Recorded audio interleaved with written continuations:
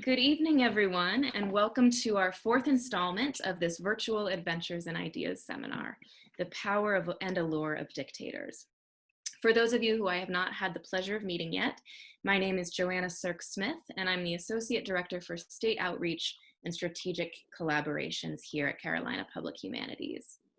And I want to take a moment right here at the top of the evening to thank everyone who has helped to make tonight's program possible. So first, a big thank you to our co-sponsors for this event, the General Alumni Association, the Cotton Merca Group at Morgan Stanley, and Carolina Meadows. And although this evening's talk is coming to you over Zoom, I also want to extend a huge thank you to our partner Flyleaf Books, which has been so generous in letting us film much of this week's event in their space. They are still open for business, and they have a number of books that are related to this seminar topic.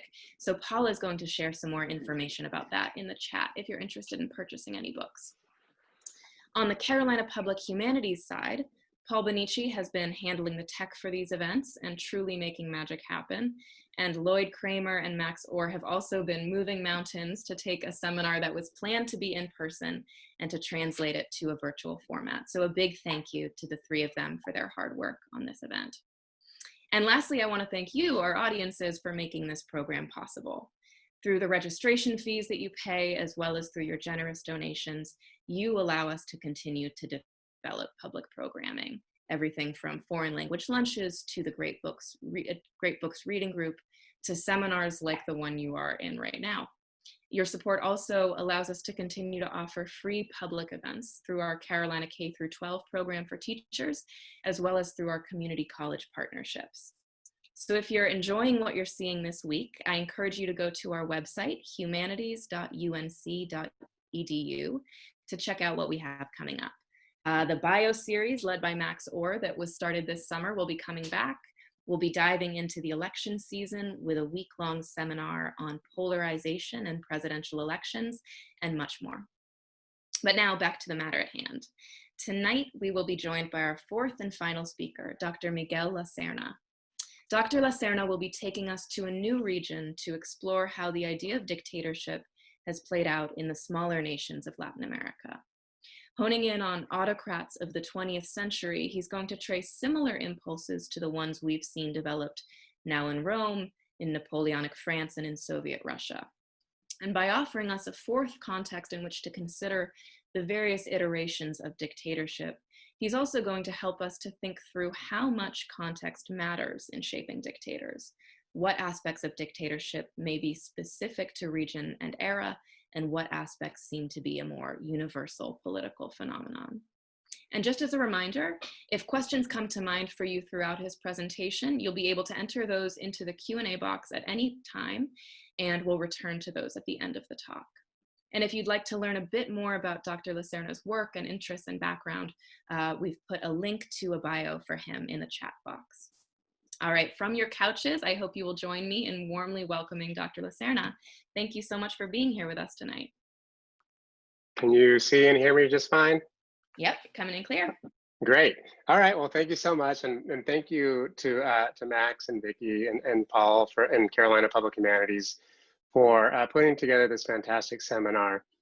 I've really learned a lot over this past week and starting to notice patterns that across time and place that I hadn't really noticed before. So I'm glad that we're having this conversation. It's obviously a very timely one, which maybe it always is a timely one. And as we continue to think about the sort of allure and impact and legacy of dictators, I'd like to kind of pull us out of Europe and into the second half of the 20th century by looking at the dictatorships of late 20th century Latin America. And in many ways, the kind of Latin America's experience with autocracy has shaped the way that we, particularly in this society today, think about dictators. And I do remember people making comparisons, even though we weren't supposed to use the T word. I do remember people, making comparisons to Trump's style and the style of other Latin American leaders over the past really half century or so. Is that really fair? Well, we're going to explore that a little bit today. And what I wanted to do, rather than go through the exhaustive list of people who we might call dictators in Latin America, I really want us to focus on three case studies that I think really give us a sense of the scope of how these experiences were in the later half of the 20th century. And these three case studies are Castro's Cuba, Pinochet's Chile, and Fujimori's Peru. And the reason why I've chosen these three cases is because they really show us a kind of the range of experience with autocracy in Latin America. So here we have Fidel Castro, a ruler on the left who achieved power through a revolutionary armed movement, a guerrilla insurgency. And then on the other kind of extreme, we have Augusto Pinochet, who was a right-wing dictator who achieved power through a military coup. And somewhere in between the two, we have Alberto Fujimori, or Fujimori, who was a person, like I said, kind of in between these two extremes, although he probably leaned more heavily politically and economically to the right. But he did have a sort of populist appeal and message as well. And so he rose to power through the democratic process. So I just wanted to kind of really think about these three different kind of points on the trajectory to talk about how we can think about autocracy and dictatorship in Latin America. And despite coming from really three different countries, different periods in time, and through different means, all three of these rulers have been described by their detractors as being dictators.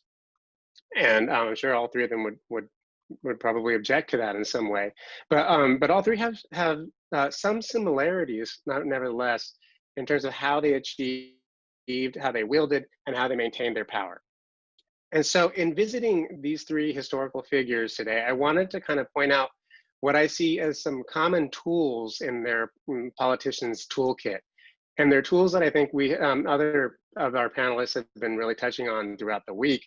And it's definitely they're ones that we see kind of playing out in different ways in Latin America in the 20th century. So the first has been discussed by other presentations this week, and that's the sort of the use or the threat of violence. That seems to be a major tool that is always in the toolkit of any Latin American dictator. But the second one, which we started to see in the talk yesterday, was really this identification of a common enemy or a common threat.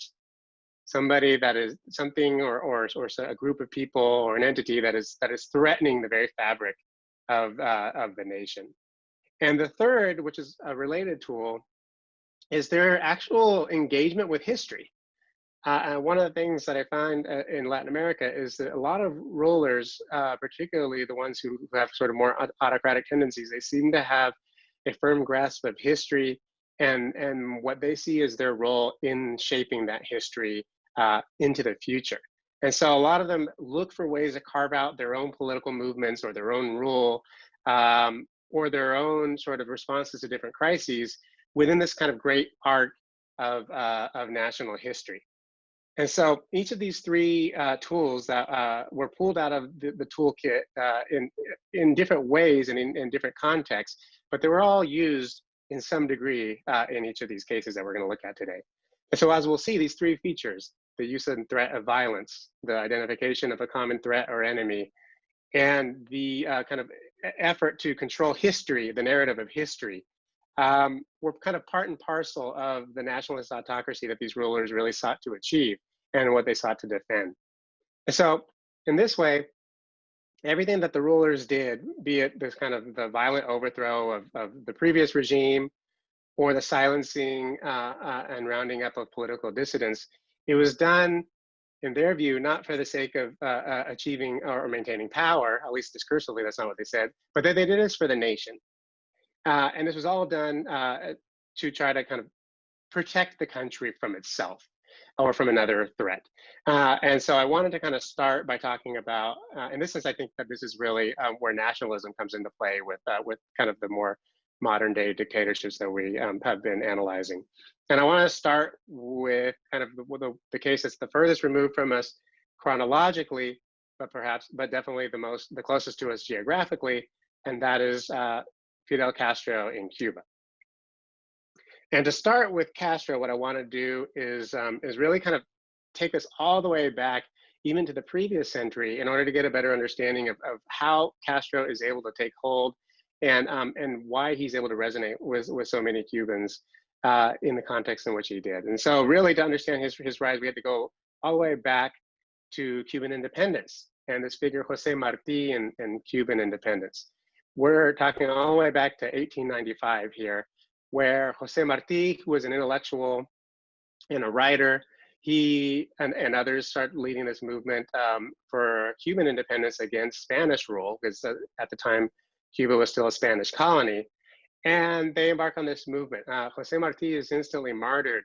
He's not really a revolutionary. He doesn't have any kind of military background.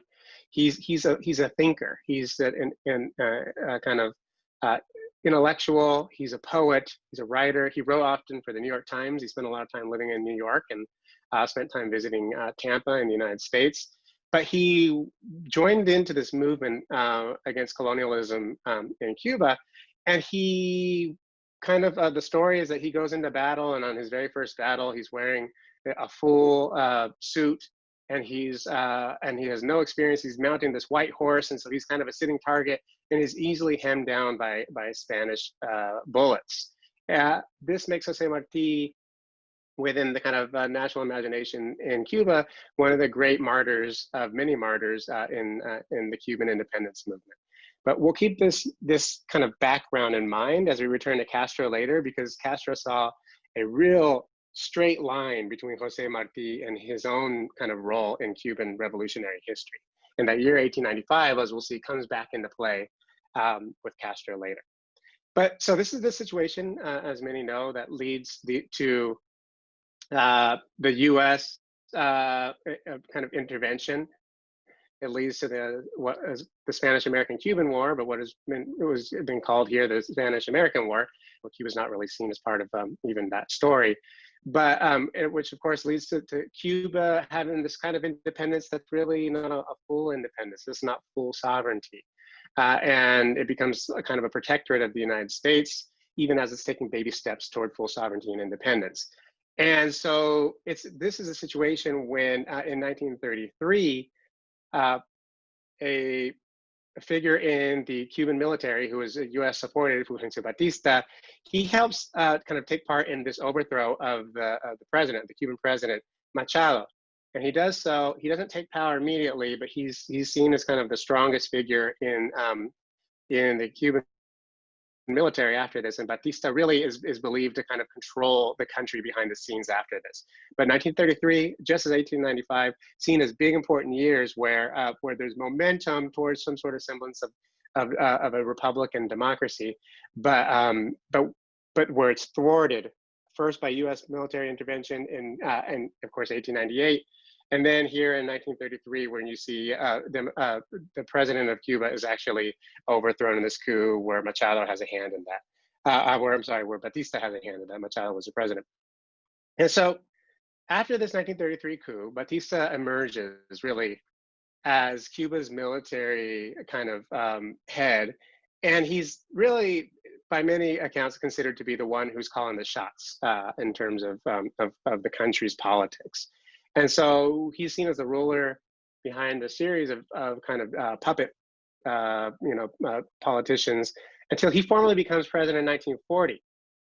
He does his term and he briefly steps down in 1944, which again becomes another kind of flashpoint here where 1944, Batista steps down. Maybe there's another opportunity for another democratic opening, but he decides to run again for election in 1952.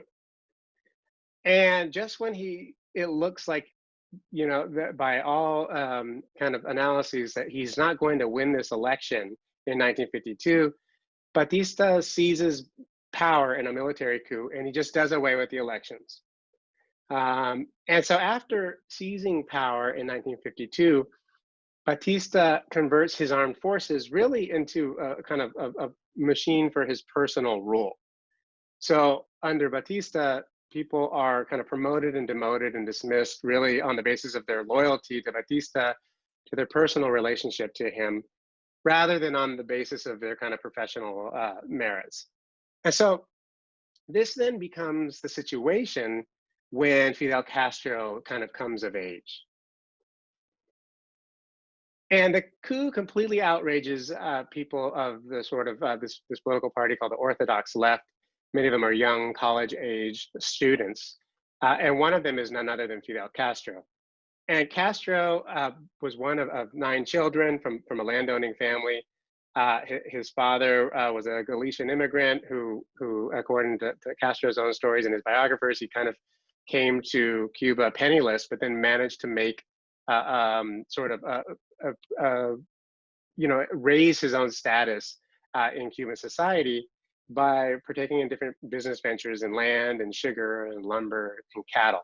And so he buys his son, Fidel Castro, the best kind of education that money can buy, enrolling him in the prestigious Havana University.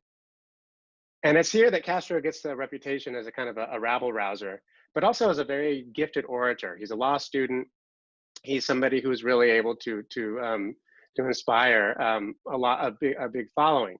And from a young age, Castro admires this figure, this independence figure of Jose Marti.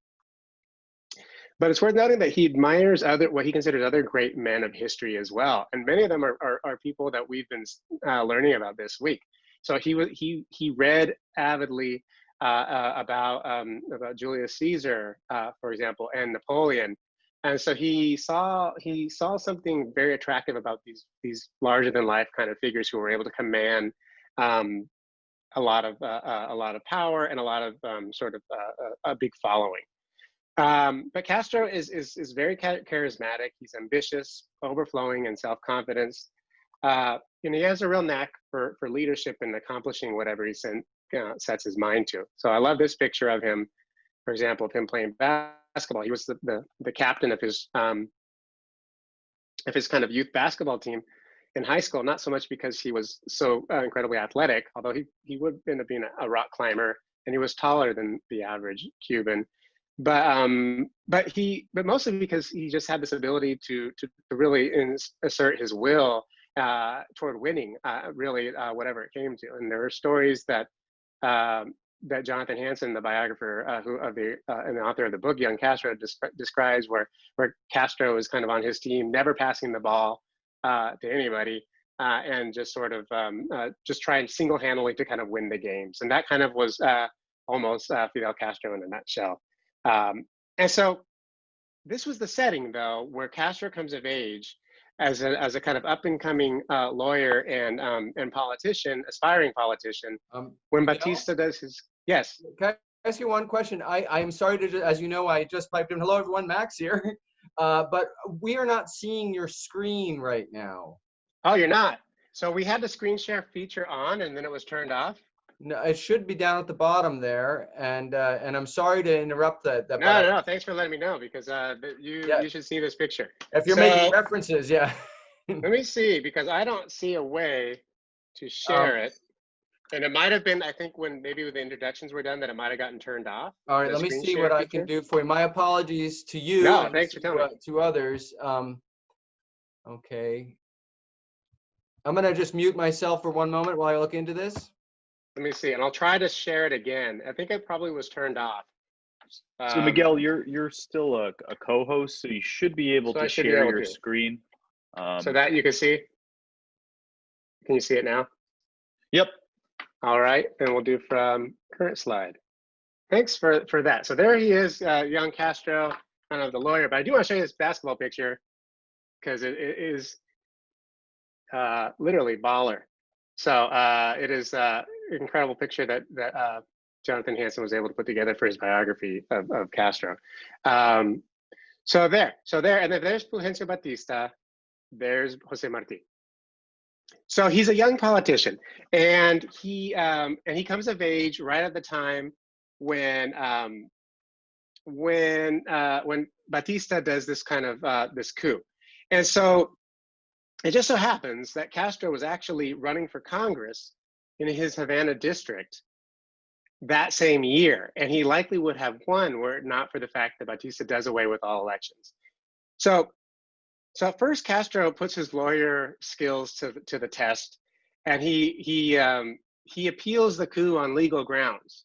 I mean, it's unconstitutional to begin with, so he has a lot of a solid legal grounding there, and he presents a legal brief to the Court of Appeals in Havana, and he demands sort of imprisonment for Batista and his collaborators for violating the Constitution of 1944. Of course, the courts under Batista reject the appeal. So it's at this point that Castro then turns to armed revolution. So in 1953, right around the time where Stalin is kind of taking his final breaths, Fidel Castro is actually starting his own plot of an armed insurrection against Batista to overthrow him. And so, as you see, then Castro's own rise, of course, is predicated on the notion of armed revolutionary violence, and this is something that helps put him to power. So the theme of violence is really there from the beginning here, where that's how his rise is going to be traced back. But just as violence became, a big part of Castro's rise, so too did his use of history and his ability to insert what he was doing into the longer trajectory of Cuban history. And so Castro, he understands this and even is able to turn defeat into a historic feat. And so he carries out this action on the military barracks in Moncada, the Moncada military barracks in Santiago de Cuba, on July 26, 1953. And it is a total and crushing defeat for his young band of rebels. They are completely wiped out by the military defending the barracks. His idea was that he was going to take over the barracks, they were going to get the weapons and redistribute them to the people of Santiago, and then that was going to start this insurrectionary movement that was going to spread across the country. It fails. It's a total debacle. And Castro takes this crushing defeat and turns it into a historic beginning. He's captured, he's put on trial, and during the trial, we don't have the actual trial records, but he claims to have delivered this sort of defense for himself. He was a lawyer after all, by issuing what becomes known as his "History Will Absolve Me" speech, which he would end up printing, probably extending, and then distributing in a sort of more clandestine way. But here again, he has a sense for where his role in history is in terms of the trajectory of the struggle. And he says, a revolutionary government backed by the people and with the respect of the nation, after cleansing the different institutions of all venal and corrupt officials, would proceed immediately to correct these problems. I know that imprisonment will be harder for me than it has ever been for anyone, filled with cowardly threats and hideous cruelty. But I do not fear prison, as I do not fear the fury of the miserable tyrant who took the lives of 70 of my comrades, referring to the defeat at the Moncada barracks. And then he issues his famous kind of words here that would be recirculated: condemn me, it does not matter, history will absolve me. And so from the moment that he takes up arms and turns to revolutionary violence, Castro is trying to insert himself into the narrative of the nation's history. And he's saying, we have a place in history now by standing up against tyranny. And there's a lot, his capture gets the sympathies of a lot of people in Cuba and abroad. They're seen as, they're these college-age kids. Yeah, they might have done this kind of, this action that was kind of ill-advised, but they really were, they're just college kids who are for social democracy and kind of getting rid of tyranny. And so there was a lot of political pressure on Batista to grant them amnesty. And he actually succumbed to this in May of 1955. And he declared a general amnesty, and he released all political prisoners, including Fidel Castro, the man you see in the middle of the screen here, the tallest of them with the mustache. He always has a knack for finding the middle of the screen, or being the most recognizable figure, even in photographs. But less than 2 months later, Castro's at it again. And he's plotting this time a better revolution from exile in Mexico. And again, recognizing the importance of giving his new movement a sense of historical purpose, Castro names his movement the July 26 movement, M267. So he's naming it after the failed kind of Moncada barracks assault, recognizing that was the beginning, the first spark that is going to be a bigger revolutionary triumph. And so he's inserting this kind of moment in history of his own kind of small group of followers into the story of the nation. And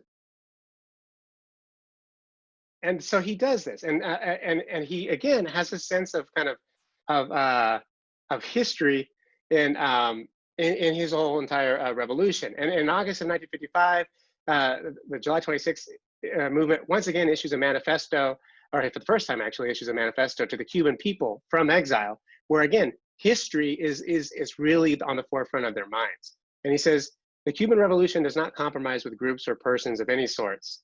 It will never regard the state as the booty of a triumphant group. We assume before history responsibility for our actions. And in making our declaration of faith in a happier world for the Cuban people, there's that theme of happiness that Ana talked about yesterday. We think like Jose Martí, that a sincere man does not seek where his advantage lies, but where his duty is. And that the only practical man is the one whose present dream will be the law of tomorrow. So again, he's hearkening back to Jose Martí, seeing himself as kind of picking up the mantle that Jose Martí left when he died on that battlefield half a century earlier. So the July 26 rebels, led by Castro and Che and this other figure of Camilo Cienfuegos, who's a very popular figure within Cuba, as well as a number of other kind of less recognizable figures outside of Cuba, particularly women like Aide Santa Maria, Vilma Espín, and some people like Frank País, who were in the sort of urban underground. They actually succeeded, as we know, in routing Batista's forces. And on New Year's Eve of 1958, going into early January of 59, Batista flees the country, effectively securing victory for the July 26 rebels. But again, as soon as Batista flees, Castro once again tries to tie his movement, his insurgency, into the larger scope of Cuban history. In fact, the very next day, right after Batista flees, on January 1st, he addresses the nation, and here's where those dates that I asked you to memorize come in handy. He says, this time Cuba is fortunate. The revolution will truly come to power. It will not be as in 1895, when the Americans intervened at the last minute and appropriated our country. It will not be as in 1933, when the people believed that the revolution was in the making and Batista usurped power. It will not be as in 1944, when the masses were exuberant in the belief that they had at last come to power, but thieves came to power instead. No thieves, no traitors, no interventionists. This time, the revolution is for real. So again, he's touching back on all these dates, which for the average Cuban mean something. He doesn't have to really go into a big kind of expose or explanation of where his movement fits. He's laying it out for people by giving these dates that are key in Cuba's own kind of national imagination. 1895, Jose Martí and independence. 1933, Batista helps lead this overthrow of the president. 1944, Batista is supposed to step down. It's supposed to be a democratic opening, but then he takes that back. So all Cubans can see that, and they now see the Cuban Revolution as the next logical step in Cuba's greater revolutionary history. So Batista flees. Castro seeks to insert his July 26 into the sort of into really the kind of the halls of Cuban history, and he does this, and he of course immediately doesn't take power. It's not like he just assumes dictatorship or becomes an autocrat right away.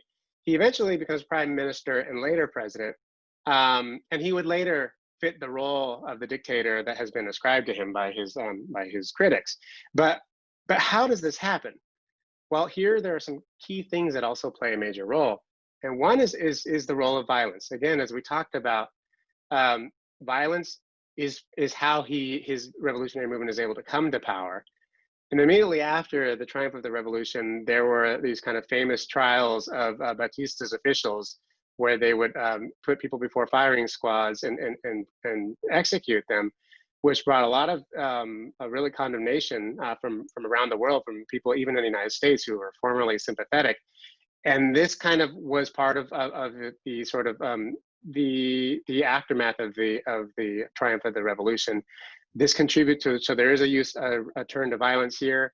As we know, freedoms were eventually kind of suspended, freedom of the press, and dissenters were also, of course, put in jail.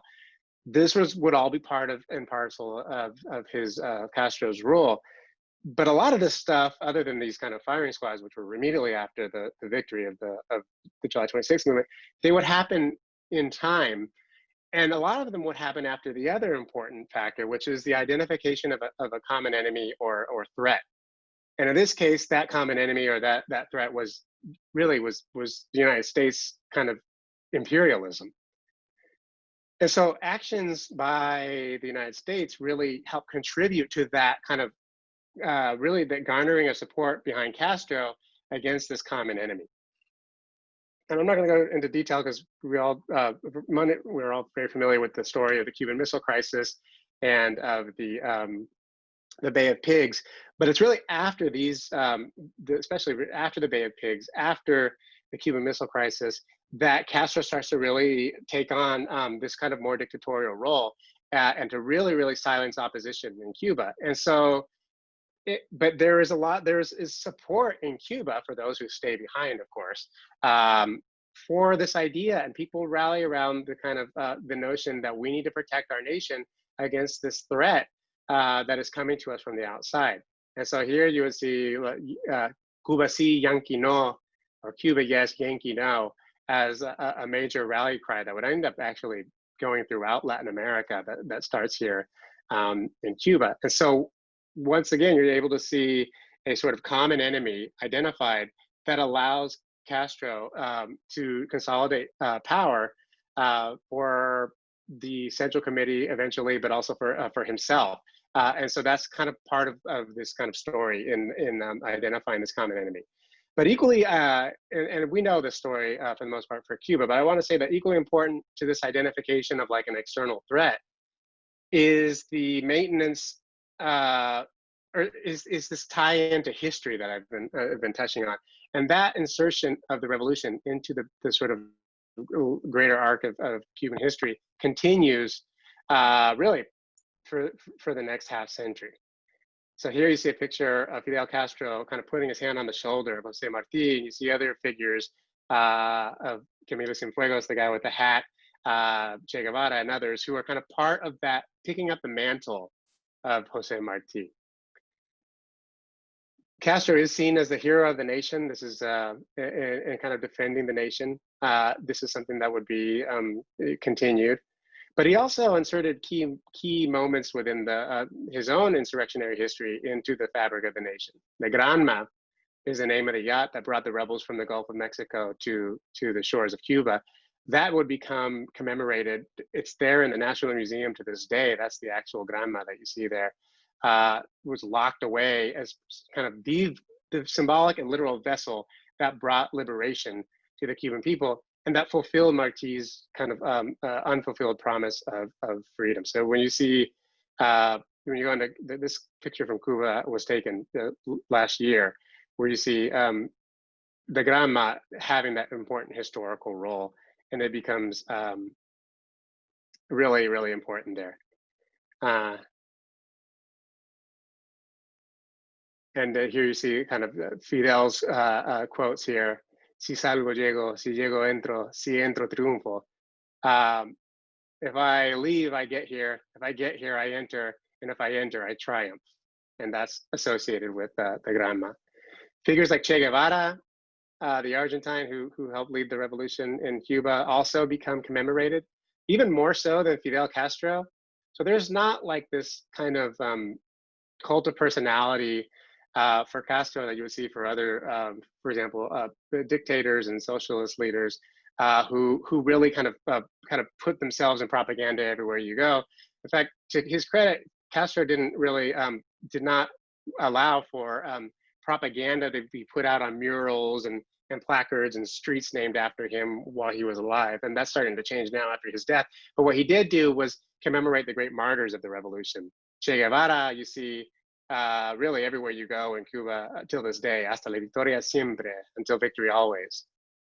And so he was allowed to be sort of commemorated because he died in 1967 while trying to spark a revolution in Bolivia.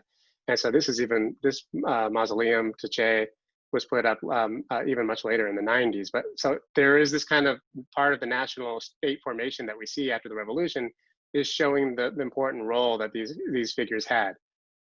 Santa Clara was the famous battle that Che led, where he toppled a train that was transporting Batista's soldiers, and that was seen as a kind of definitive battle that allowed for victory to be possible. That's commemorated to this day. Here's the place today where a replica has been put up, and that monument that you see there is supposed to be the explosion of the battle.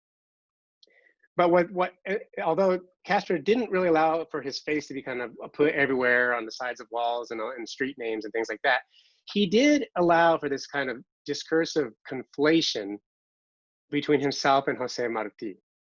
So here you see this kind of this image where the two are literally kind of conflated, where you see Castro's sort of eyes a little bit and his sort of body, but Jose Marti's very, very famous mustache and kind of face. And so the two kind of coming together. And so you see this interesting conflation of the two.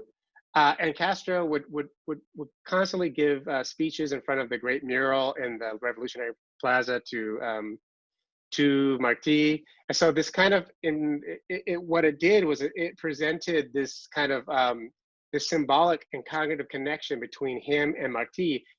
Marti always the bigger figure who looms over him in the background over his shoulder, and then Fidel in the forefront, showing that he is kind of picking up the legacy of this larger than life figure. And he would do this really throughout the rest of his life.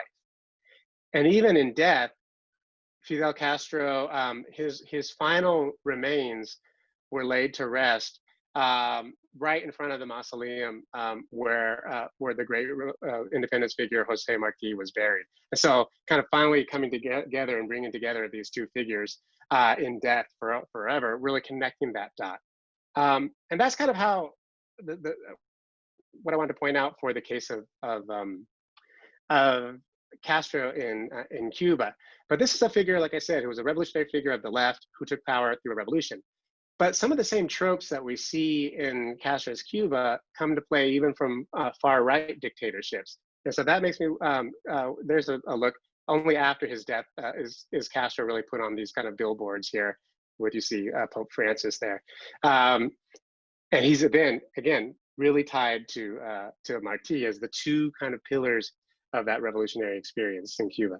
But turning to Chile with the right-wing dictator of Pinochet, the background there goes all the way back to Salvador Allende, who in 1970, he kind of emerges as the leading president for the presidency in Chile.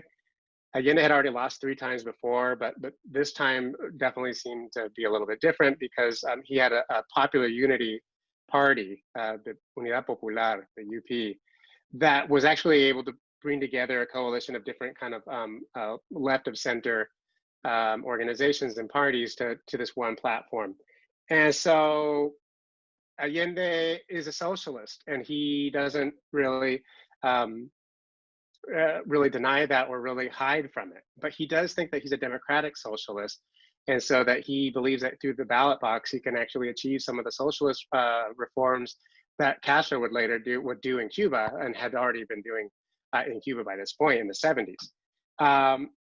And so he promises things like land reform. He promises things like a nationalization of many of the companies in the country, but also universal health care, for example, and other kind of platforms. He wins thanks to a 3-way split, but his supporters don't really care. They think that democratic socialism has finally triumphed.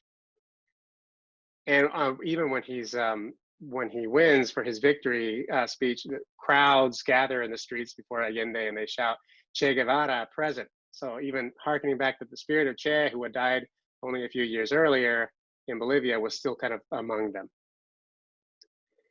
But as we know, the story goes that the Chilean military and the United States government was very much nervous about this socialist taking over and what the implications of a democratically elected socialist government would be for the rest of the region. They're worried about this domino effect. So there's this, of course, coup d'etat that's carried out on, of all dates, September 11th of 1983.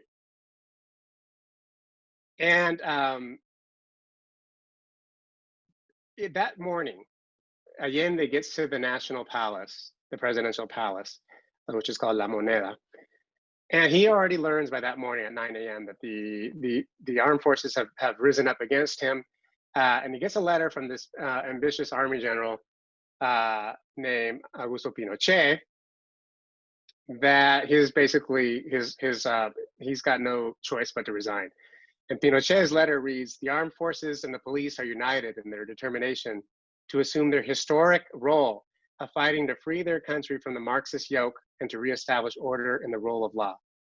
So here, history and the clear identified enemy are there on the day of the coup. They're recognizing that they are serving a historic purpose, and they're recognizing Marxism and the sort of this evil form of socialism to be the enemy that they have a historic duty to overthrow. By 9:30 in the morning, Allende could see the writing on the wall. He makes his final radio address to the Chilean people. And at that point, the attack happens on the presidential palace.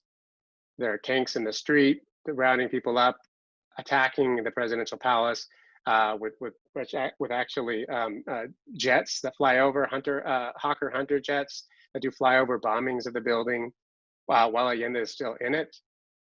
And there's an all-out assault that is led by Pinochet's forces on La Moneda, on this building. And during this attack, Allende dies. And we, for the longest time, and particularly during this period, it was believed that he had been assassinated by the storming troops of Pinochet. But later, forensic and DNA tests would actually show that he had, in fact, committed suicide. But he was, of course, doing this as he was, as the presidential palace was being stormed. And so Pinochet, having already identified his external threat, having used violence to achieve power, immediately goes that evening to address the nation in a televised address. And again, Allende has now died, and his body is still warm while we have an address to the nation by Pinochet. And he says, "The armed forces have acted today solely from the patriotic inspiration of saving the country from the tremendous chaos into which it was being plunged by the Marxist government of Salvador Allende." So again, on the very first day, just as Castro on the very second day after the revolution, he's inserting his actions of violence into a larger salvation narrative, a salvation memory framework that actually justifies the actions, but also says that he has really risen up to the challenge of destroying this kind of this common threat to the Chilean nation. Pinochet takes over as the military leader of the new junta that oversees a period that is, of course, infamous now of political oppression against anybody really suspected of even sympathizing with or collaborating with the political left. And as we know, people's due process was suspended. People were disappeared. People were brought into the National Soccer Stadium as a site of detention, of mass detention. We know that women were raped by their jailers, and of course it was a period of martial law and dictatorial rule that would last for the next 17 years. And of course, Congress was suspended immediately, and this became sort of the new rule in Chile. And so violence not only helped Pinochet get to power, but it, of course, helps him to maintain it. But again, equally important to this is the identification. Here's the by the way, the Chilean soccer stadium that they use as a mass detention center. But the identification of an external threat that needs to be brought under control as part of saving the nation from itself, it starts right away. The day after, or a couple days after the coup, you see El Mercurio, the newspaper says, "Junta militar controla el país." The military junta regains control of the country. And it says down to the bottom left, hacia la recuperación nacional, and we're heading us back to a recovery, a national recovery that puts us back on track with our previous history. And this notion that there was a real threat to the nation that was threatening the very fabric of that nation starts to really emerge here. So you see it here in the newspaper, la gente no se ha dado cuenta del peligro que estamos viviendo. That's a quote that Pinochet said, that the people had no idea what kind of threat we were under, but that I have inserted my patriotic role of actually taking over that and controlling that threat. Here again, newspaper would identify people that they considered to be violent extreme protesters, identificado violentista del PC en el parque. The Communist Party, their violent militants are identified here. And you see this kind of really ominous identification of them. That there is a threat that's still here. And so we needed this nation to be taken under control by them. And that's the kind of the narrative that Pinochet's defenders and himself really spun. Is that they brought back the nation. And you would see once again a tying of Pinochet's 1973 coup to the 1810 movement for independence. And those are seen as, again, part of the same kind of historical trajectory, where first there was the yoke of Spanish colonialism that was being removed by the independence fighters. And then again, we see the yoke of Marxism being removed by this kind of national hero of Pinochet. And that would be the story that he would really paint in terms of national memory, until it starts to unravel when there become counter narratives that are actually brought to kind of challenge that narrative that is being spun by Pinochet and his supporters. And in many ways, as the historian Steve Stern described in his excellent trilogy, The Battle for Hearts and Minds, The Memory Box of Pinochet's Chile, he describes these memory battles and how these actions, civil society, to confront and challenge that narrative actually helped create the opening for Pinochet to be overturned, to have to step down in a national plebiscite in the mid-1980s. So I just want to give you one more example then of this, which is a very different one, because this is a story of a person who becomes a dictator after he's already in power. And this is Alberto Fujimori of Peru.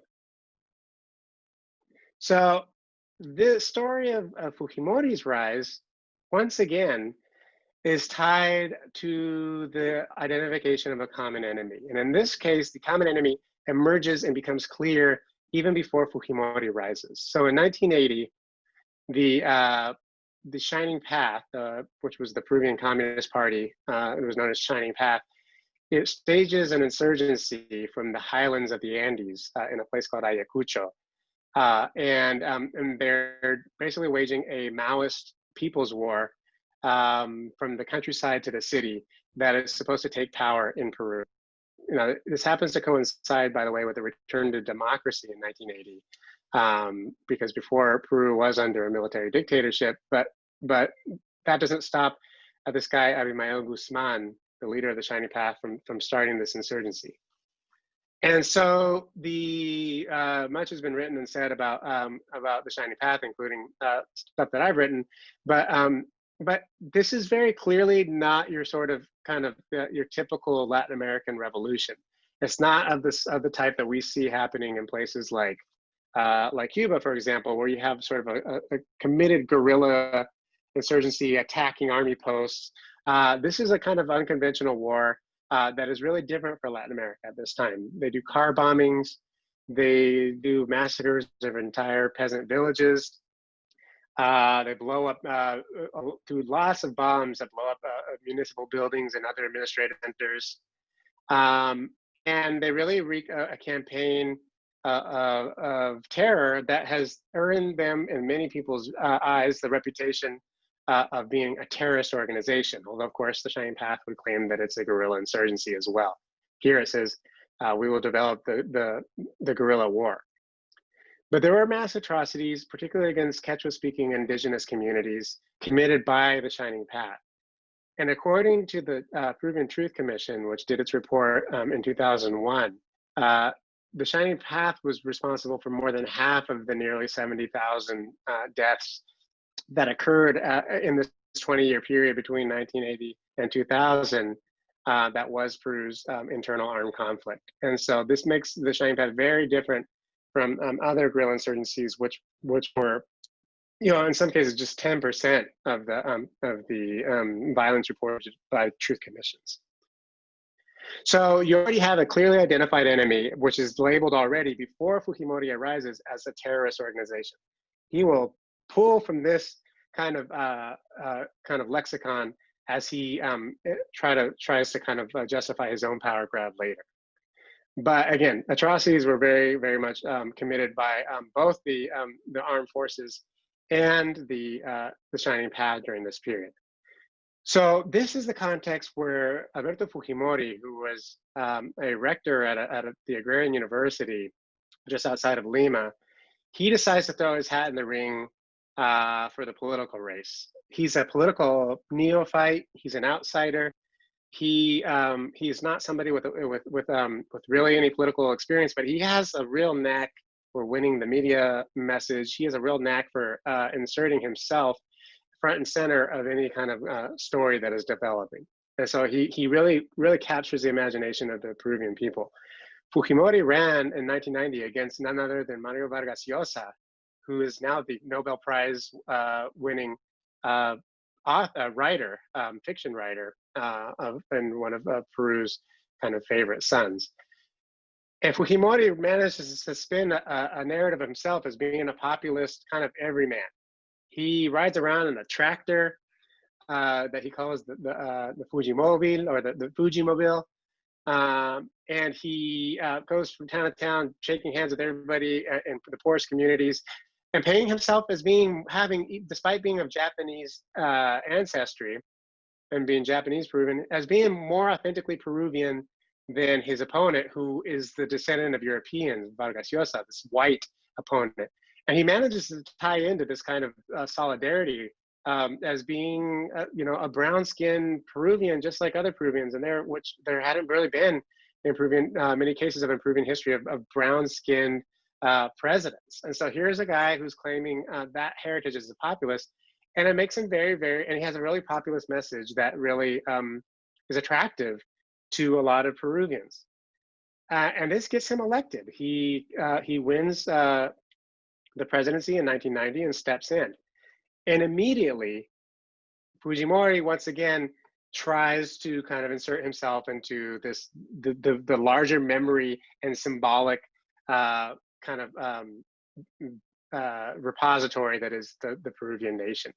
So he would always, throughout his presidency, but even while he was running for president, kind of go put on what was considered to be indigenous garb to show that he was of the people, one of the people, just like the kind of harkening back to Peru's own indigenous past. And this really endeared him to a lot of people as being a kind of everyman. And he really took a lot of these symbols of the nation's kind of ethnic heritage and really appropriated them for himself as a way to show that he fits within that story of the Peruvian nation, and that he's not an outsider, which some of his opponents tried to paint him to be by focusing on his Asian ancestry, his Japanese ancestry. But he did this very ably, and actually in this way was able to paint himself as a kind of as part of the national fabric. He also identifies the Shining Path as this common enemy as well, and really shows that his goal is to really get rid of all vestiges of terrorism, and focusing on them as terrorists, painting them as terrorists, showing images of them that look very, very menacing, and dehumanizing in this way, which was, again, this had already been accomplished before 1990, but it justifies what is to come in 1992, and what is to come is what has been called a self-coup.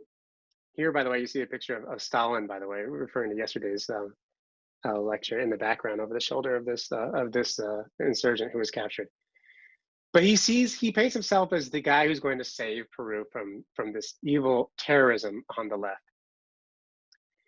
And he ends up in a national address on April 5th of 1992, taken to the airwaves to announce that he is suspending the Congress, that he is doing away with certain constitutional liberties, and that he is taking dictatorial power as a way to finally bring an end to terrorism. So again, he inserts himself even before he's able to kind of defeat the terrorists as a sort of as the hero of the nation, the everyman who's stepping up against this kind of threat of terrorists, which is painted to be this kind of ugly, non-Peruvian form of violence. So he then, even though he comes to power through the democracy, he turns to violence as a way to maintain that power by doing this self-coup. Immediately, we start to see tanks in the streets. We start to see professors and deans of law schools rounded up. We start to see the press actually rounded up and brought in without due process, anybody who's critical of the government. And that institutes this period of martial law. But Fujimori is saying, again, this is justified and a necessary step to defeat terrorism. Fortunately for Fujimori, the main leader, Abimel Guzman, the leader of the Shining Path, is captured in later that same year in 1992, in September, by the way, September 12th of 1992. And he's captured. And Fujimori, again, brilliantly stages this kind of unveiling of Fujimori, of Abimel Guzman, the leader of the Shining Path, putting him in a striped the jumpsuit that you would have seen from, like, you know, gangster movies from of, you know, Al Capone. They were not the kind of the prisoner suits that were used. And he unveils them in this cage by putting him in this tarp and then dropping the tarp for everybody to see, this kind of caged animal. Once again, painting the Shining Path to be this external foreign other threat, and him to be the savior of the nation. And so he says, once again, this happened because I did this self-coup. And because I had to kind of assume these dictatorial powers, although he would never claim himself to be a dictator. And then Shining Path, after Guzman is captured, pretty much fizzles out, although it's still in operation to this day in a different form, and certainly a much more crippled form. But there's another guerrilla group called the MRTA that is still around. And this group is not as violent as the Shining Path. It's not as doctrinaire as the Shining Path, not as kind of ideologically inflexible. But it had emerged in the 1980s and is now pretty much the only real guerrilla insurgency left by the mid-1990s, after Fujimori is kind of still in power here, and he's actually elected to a second term. So they do have an election again, and he's reelected. Once again, though, he's able to use kind of his place within the nation to kind of juxtapose that against the MRTA, who themselves tried to claim the mantle of being the true inheritors of Peru's revolutionary history. But the MRTA stages a hostage situation in the Japanese embassy in late 1996. And they take over, whittling it down to about 70 to 72 hostages inside the residence of the Japanese ambassador. And they choose the Japanese ambassador precisely to point Fujimori out as being the other that he doesn't want to be seen as. And so they're once again using this form of Orientalism to kind of think about Said, to paint him as this kind of Asian other outsider, draw attention to that, to kind of delegitimize Fujimori as a legitimate and valid leader. But Fujimori is savvy to that game. He's already been kind of able to insert himself into part of the national imagination. And so he's actually doesn't fall for it and doesn't really allow the MRTA to win that narrative. He sends in his troops to commandos to actually do a rescue operation in April of 1997, and astutely names the operation Chavín de Huántar, which is the name of one of Peru's great archaeological kind of heritage sites. Chavín de Huántar was the place where they had a sort of Colombian form of tunnels. And so because the commandos came in through tunnels, he calls the operation Chavín de Huántar, once again reclaiming national heritage and the national history for his own efforts that he's doing. And you see here Fujimori in the tunnel Chavín de Huántar, which is named after this heritage site in Peru. And he immediately is able to insert himself back. There's a real Chavín de Huántar site. But he inserts himself back into the nation, the narrative of the savior of the nation. The MRTA was already trying to paint itself as a savior by taking the Peruvian flag and putting their kind of insignia on it.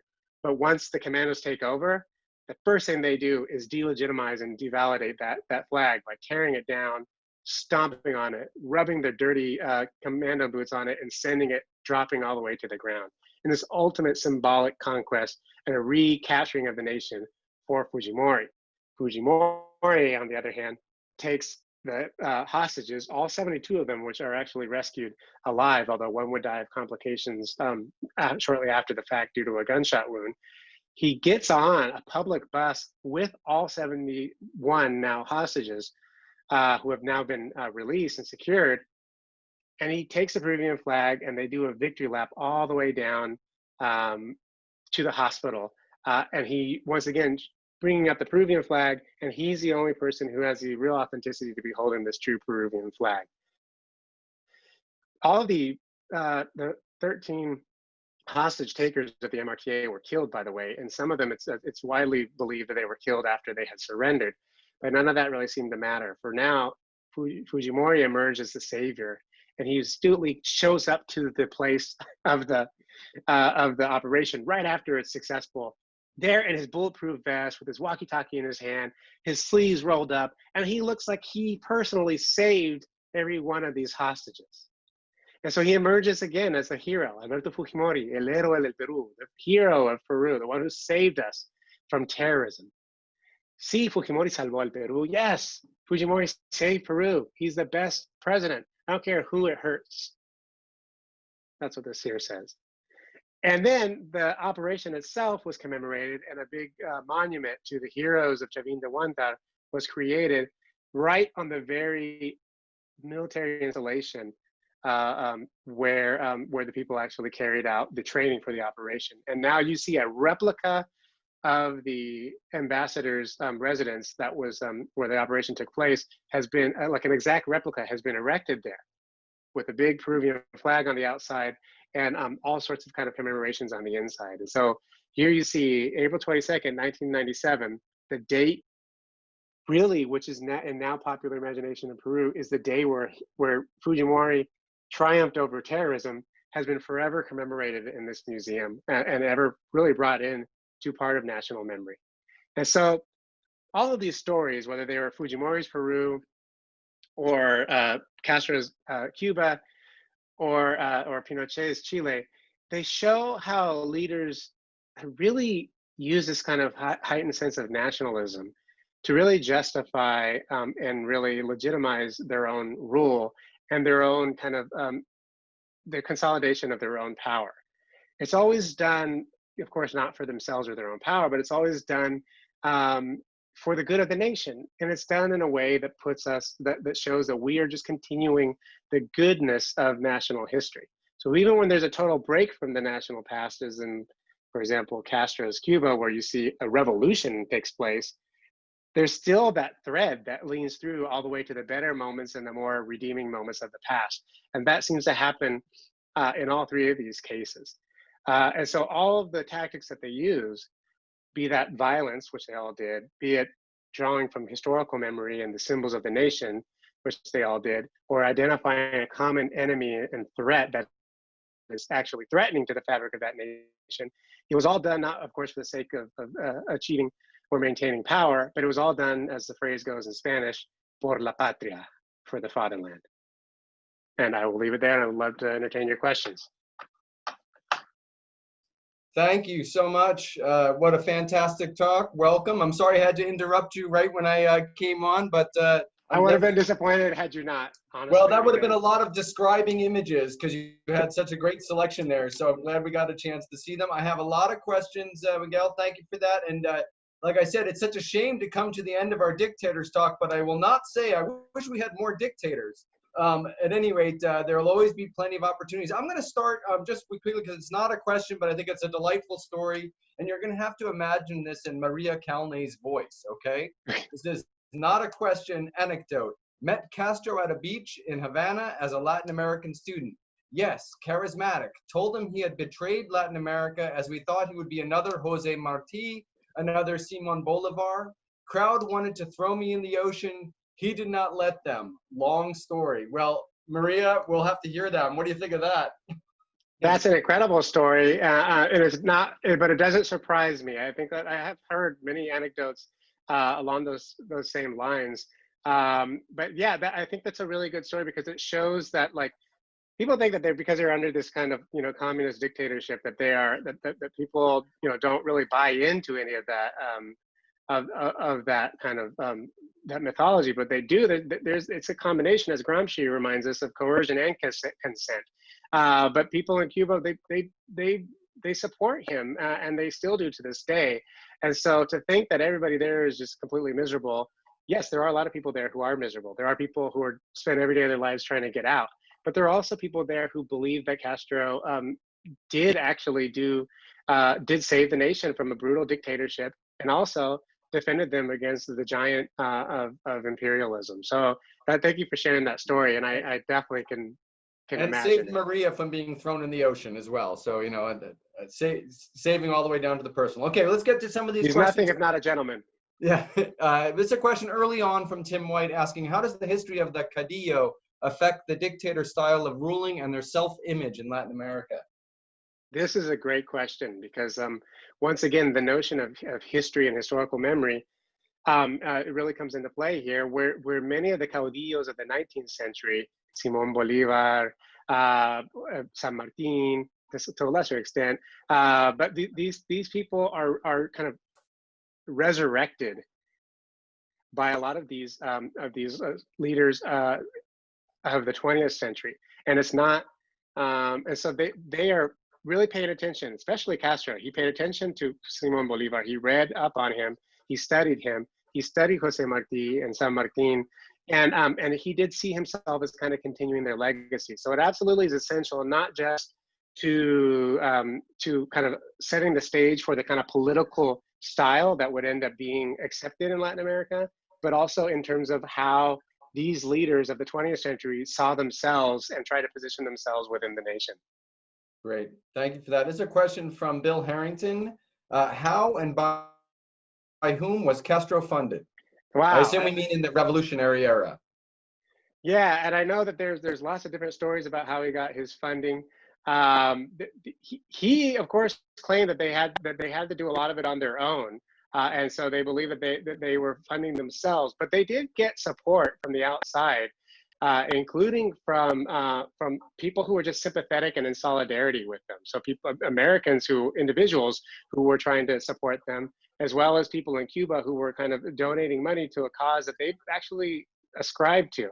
But in terms of other like states, that's been something that's been disputed, and I haven't seen real solid evidence that they've been kind of propped up by any other nation state in terms of their insurgency. But there is definite support for the fact that even the middle and upper classes in Havana and other places were really donating money to help out the cause, and also how individuals in solidarity from outside of the nation's borders were doing so, but never seen any evidence of kind of Russian collusion or anything like that at this time. Okay, great. Thank you for that response. We have a question. We're going to switch over to Chile. Mark de la Rosa asks, since Allende was democratically elected, how was Pinochet's coup perceived by the general populace at its beginning? That's a great question. And once again, similar to that story about Castro still having staunch support, even as was it Maria, was it, who said Maria that? Calne, yes. As Maria was saying, about there's still people who were fervently supportive of Castro. There was a strong middle class support for Pinochet, and I don't think he would have been able to maintain his rule for as long as he did, were it not for the support that he got from people in Pinochet, from people in Chile, who to this day, as elderly people in their 90s, for example, claim that they love him and that he saved the country. And so you needed to have that buy-in from a large swath of the population for his dictatorship to actually really have any kind of credibility. And I would argue that they extended him that credibility until it was no longer really tenable to do so, when they had a plebiscite and the opposition parties were able to really put together a solid campaign to show people why a democratic alternative was actually preferable. But for the longest time, you don't really get that without the consent of the middle classes. Great, thank you for that. I have a question here. I'm going to try to get to all the countries you discussed. A question here about Peru from Abby. The question is, how did Fujimori and his family arrive in Peru? And Miguel, I might add one little point to that is, how does the Asian immigration into Peru fit into the national history, and that what might have been marshaled in some of the complaints against him? Yeah, I mean, there's a strong anti-Asian sentiment that I think still persists to this day in Peru, although certainly it's well, I actually don't even know if I would argue that it's improved. There's a strong anti-Asian sentiment. So, but that's because there's been a strong Asian presence in Peru, really, for a very long time.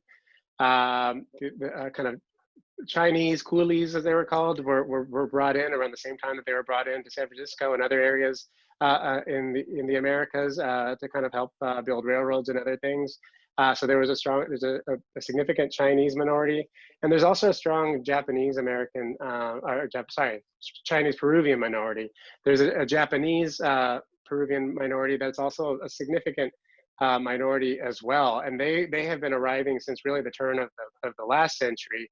And Fujimori's family were also immigrants, but he always claimed to have been born and raised in Peru, despite his Japanese ancestry.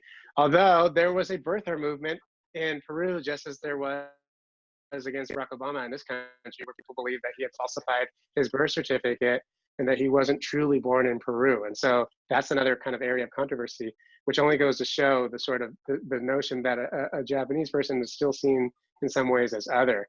So much so that his nickname was Chino, which is a derogatory meaning the Chinaman, which is just as derogatory in Spanish as it is in English, even though he was Japanese. And so he's kind of given that blanket term to describe him during his revolution, during his election. But he took that claim as a badge of honor and said, "I am Chino." And he really was incredibly savvy at taking those types of criticisms and turning them into actual strong points. Great, thank you for that. I have a great question from James Evans here, and I know that you and I talked about this some in the preparatory discussions we have. Can you briefly also discuss the dictatorship that arose in Argentina and any parallels with Chile and Cuba? Thanks. And it's from James Evans. Thanks, James. Lots of parallels actually with Chile. There was a junta that took power in Argentina much along the same lines as where it happened in Chile. Of course, it didn't succeed in the sort of the death of the president as happened in Chile, which is why Chile's case is so iconic. But there was a military junta that took over. The president Videla was the person who ruled in much the same way. The dirty war, that term has been used to describe Argentina's period. And that term has been disputed because dirty war seems to, by some, not do justice to the fact that it was a true state terrorism that was happening there. But yes, people were disappeared. You would have really a lot of torture, forced disappearances, and the same kind of really vilification of the left and total crushing of the left that happened in Argentina, just as it happened in Chile. And so much for the parallels where Chile, Argentina, Uruguay, and I think Brazil all formed part of this thing, this pact, this kind of collaboration pact called Operation Condor, where they would work across national boundaries and sort of state lines to collaborate to track down internal enemies across borders. So if there's a dissident from Chile who's in Argentina, Argentina agreed as part of this pact, this Operation Condor in the 70s, that it would hunt down and disappear or kill that person or imprison them as well. And so, yeah, a lot of these Southern Cone countries experienced a similar kind of form of state repression and military regime during this period. Great thing. We're coming up towards the end of our time. I'm going to try to get to a couple more questions, if that's all right with you, Professor Lacerna. Sure. And I do want to remind folks that we have questions for the Friday section. And Thomas Lehman, I see your question, and everyone wants to ask it. So why don't we do that on Friday and make sure that you ask that question again on Friday. If you don't, I will make sure it gets, I'm sure it'll be voiced. But let's go to a little bit more of an abstract question from Jonathan Gerard. Which comes first, the thrust for authority followed by the use of ideology to justify your movement, or commitment to an ideology that will lead to a thrust for political authority? That is a tough one. And the reason why it's so tough to answer is because, and this is a total historian's cop out, but it really is a case-by-case thing. And I say this because for example, had the Shining Path succeeded in taking power in Peru, it would have been a case of ideology leading the revolution and the thirst for power. It would have been, because ideology is what really led to that insurgency. They were inflexible in their dogma. But a case like Castro in Cuba is one where Castro himself evolved, some would argue de-evolved, but his ideology evolved over time. This is one reason, as Maria pointed out, where people thought they were hopeful that he would actually bring in a kind of form of democratic socialism, which he himself professed to be wanting to take in. But then once he got into power, and once it became clear to him that the United States wasn't going to leave him alone unless he had a real powerful allies, that's when he really takes on the sort of the claim of a socialist state, and really claims himself to be a Marxist till the day of his death. But that's really in response to a lot of aggression from the United States, where he realizes that in order for his country to exist, and for him to not have a chance really of being assassinated every single day of his life, he would have to ally with the Soviet Union. And therefore, that's when you start to see him really, at least rhetorically and publicly, embrace a far more Marxist ideological framework. But at first, he has ideas that sound like Bernie Sanders, and but things that are not incredibly radical. But he was surrounded by people who were. So Che Guevara was a Marxist by the time he joined the revolution, and he did believe firmly in instilling a Marxist revolution and a Marxist kind of communist-controlled state. But he wasn't the guy who called the shots really in the Cuban Revolution. And so the answer is kind of nuanced, but I definitely think it's a really good one. Well, great. I want to get to, we have about 3 more questions, so we'll see if we can do quick answers if possible. Okay. And also, just to let the other 2 questions from Thomas Lehman and Susan Melville, I'm going to please ask that you ask those questions tomorrow, because I know everybody wants us to draw some connections, and I don't think any of us are afraid to, but we're going to let that go tomorrow as a good topic for conversation. So let's get to these questions. This is more Maria Calney again, just saying, any chance would you do dictatorship dynasty in the Somoza family in Nicaragua, perhaps in the near future? So she would be interested in that. So I guess like 1 or 2 words on what you might say if you have a chance to, if you were to present on Nicaragua in the future, do you see some of the same themes? I do. And it's actually a similar story to where you have this dynasty of Somoza and a dictatorship kind of along the same lines of Batista that is overthrown by, again, a revolutionary movement that is not so kind of ideologically inflexible, but then in time kind of devolves into its own form of autocracy, as what we're seeing now. Okay, great. Thank you for that. And again, we'll bring you back for the Nicaragua talk. Rich Haney has a great question here. It's about the Chile. What is your take on the role of American economists from the University of Chicago School with respect to Pinochet? Did they have a constructive role to help him fix their economy? Did they have any moral responsibilities for his authoritarianism? Or do you come to some other conclusion? Thank you for that, Rich. Yeah, the Chicago boys, I think they do have a moral responsibility. And they did help frame a lot of the impetus for the coup, as well as really the aftermath and the kind of economy that Chile, the neoliberal economy that Chile would end up ushering in, which was also the economic recovery that was used to justify the continued oppression of the Chilean people, is because he had turned the economy around, was another argument that I didn't get into today. But yeah, I do hold them. I think they have some moral responsibility. Great. Thank you for that. And we're going to get to a question. This is from Joan Evans. People both in Cuba and those from Cuba seem to have wildly disparate views of Castro. Some see him as a hero, others as the devil. Why these incredibly different views? A lot of it has to do with who you're talking to, because the people that you'll talk to in Miami,